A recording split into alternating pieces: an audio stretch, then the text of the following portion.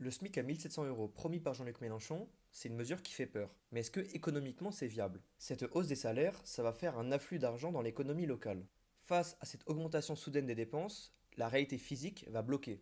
Un restaurateur qui paye ses employés au SMIC va voir sa masse salariale exploser. Et face à ça, il a deux solutions. Soit licencier massivement, soit augmenter ses prix. Et en général, ils augmentent leurs prix.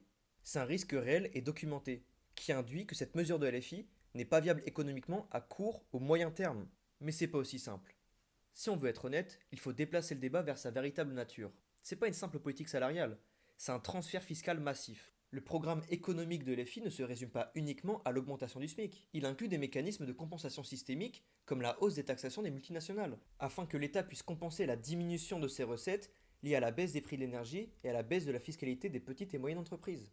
Certaines personnes peuvent trouver légitime d'instaurer un impôt progressif en matière fiscale.